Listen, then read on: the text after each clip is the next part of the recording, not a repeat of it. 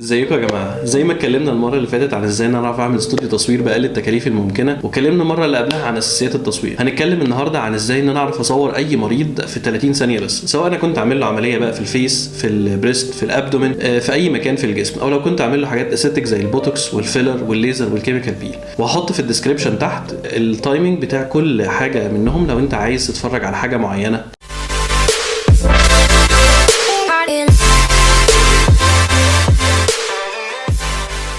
ازاي ان انا اعرف اصور اي مريض بقى في 30 ثانيه؟ عشان اعرف اجاوب على السؤال ده لازم ارجع تاني للجايد لاينز بتاعت الستاندرد ميديكال فوتو اللي اتكلمنا عنها في الفيديو اللي فات بتاع ازاي ان انا اعرف اعمل استوديو تصوير باقل التكاليف، اللي هم الباك جراوند والكنترول لايتنج والبوزيشن، ودي الحاجات اللي بتخليني اعرف اعمل استوديو. طيب النهارده هنتكلم عن ايه بقى؟ هنتكلم على الريموفينج ديستراكشنز، الجريد لاينز، والفريمنج. اول حاجه هنتكلم عنها النهارده ريموفينج ديستراكشن، ودي حاجه مهمه جدا عشان خاطر حاجتين. اول حاجه زي ما احنا عارفين ان الايم بتاع الستاندرد ميديكال فوتو انها تديني الماكسيمم انفورميشن ويز مينيمم ديستراكشن، فبالتالي اي ديستراكشنز موجوده في الصوره لازم اشيلها لانها تخليني مش مركز ومش هعرف اوصل للي انا عايزه من الصوره. تاني حاجه ان الديستراكشنز اللي بتبقى موجوده في الصوره زي السلاسل، الخواتم، الساعات، الحاجات دهيت بتخليني ان انا اعرف اتعرف على المريض بتاعي لما اجي انشر الصوره على السوشيال ميديا او الريسيرش، والكلام ده ما ينفعش، فبالتالي لازم ان انا اتخلص من الحاجات دهيت. تاني حاجه بقى هنتكلم عنها هي الجريد لاينز. عندنا في التصوير في قاعده مهمه جدا اسمها رول اوف ثيردز، ان انا بقسم الصوره 3 تلاتات، بحيث ان انا الحاجه المهمه جدا اللي انا عايز اركز عليها في الصوره بتبقى في نص الصوره زي كده بالظبط. دي حاجه بسيطه نعرف ان احنا نعملها على الكاميرا او الموبايل من السيتنج بتاعتنا، بحيث انها تساعدنا واحنا بنصور ان احنا نظبط البوزيشن بتاع البيشنت، ودي حاجه بسيطه جدا هوريكم ازاي تتعمل.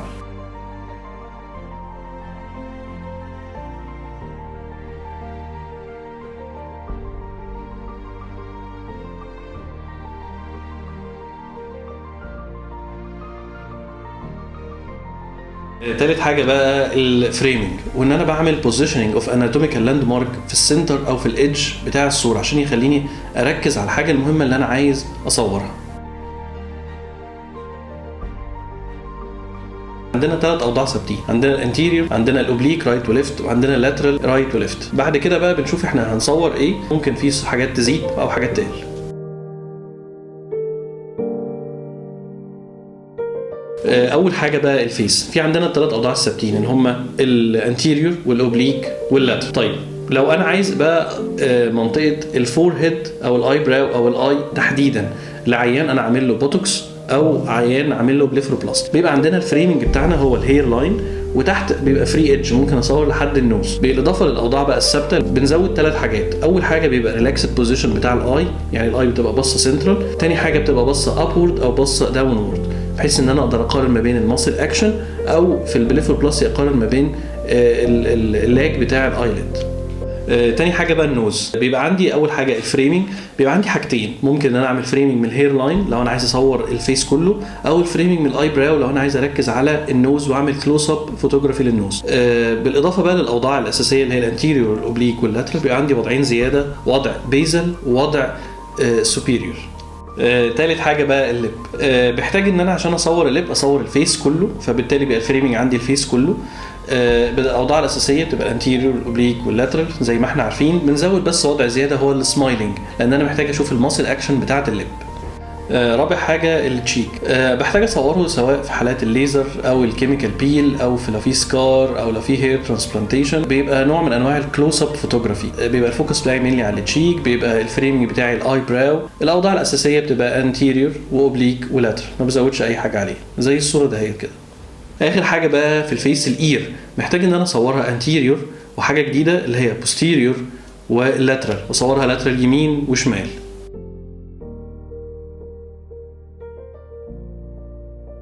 نيجي بقى للبادي.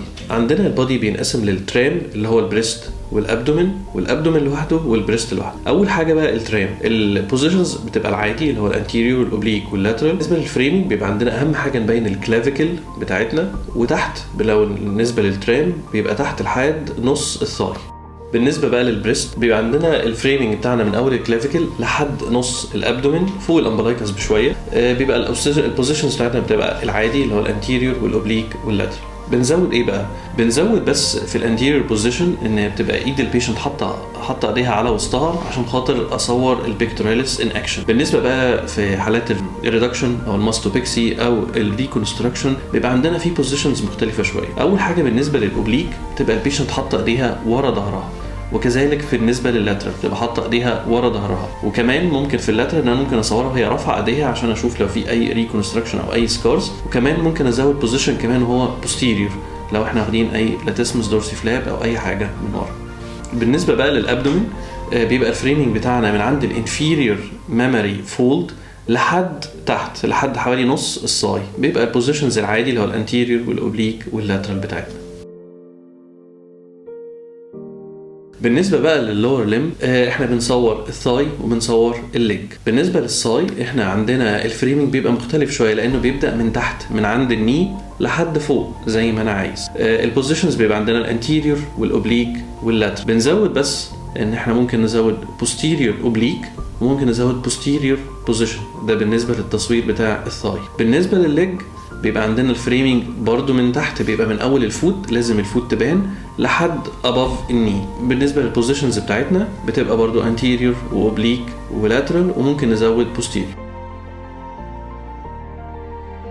بالنسبه بقى للابر ليم بيبقى اهم حاجه عندنا ان احنا نعتمد على الجريد لاينز عشان اقدر ان انا اسنتر البوزيشن بتاع الفور ارم او الهاند او الريست بتاعي في نص الصوره. بالنسبه للفريمنج بيبقى عندي الالبو، بالنسبه للفور ارم بيبقى عندي اباف الريست جوينت، بالنسبه للهاند بيبقى عندي الميتاكاربوفالنجيال جوينت بالنسبه للفينجر. بالنسبه بقى للفور ارم بظبط الفريمنج بتاعي اباف الالبو واحط الايد او احط الدراع بتاعي في نص الصوره. بيبقى البوزيشنز بتاعتنا بتبقى دورسال وفولر وبتبقى لاترال. ممكن كمان ازود في الماسل اكشن سواء كان فليكشن او اكستنشن. بالنسبه بقى للهاند بيبقى عندنا الفريمنج بتاعنا الريست جوينت وبنصور على الريست جوينت بتاعنا والتحت زي ما احنا عايزين. بتبقى الهاند سنترلايزد عشان كده بعتمد على الجريد لاينز. بصورها في الدورسال وبصور فولر وبصور في الماسل اكشن فليكشن او اكستنشن. بالنسبه لاخر حاجه بقى الفينجر بنصوره بيبقى سنترلايزد في نص الصوره. بيبقى عندنا الفريمنج بتاعنا بيبقى الميتاكاربوفالنجيال جوينت. بصور في 2 بوزيشنز بس دورسال وفولر. يا رب يكون الفيديو ده عجبكم. ولو عايزين تشوفوا الفيديوهات اللي فاتت انا حاطط لينك في الديسكريبشن للفيديوهات اللي فاتت وتقدروا تعملوا سبسكرايب على الشانل لو عايزين تشوفوا الفيديوهات اللي جايه.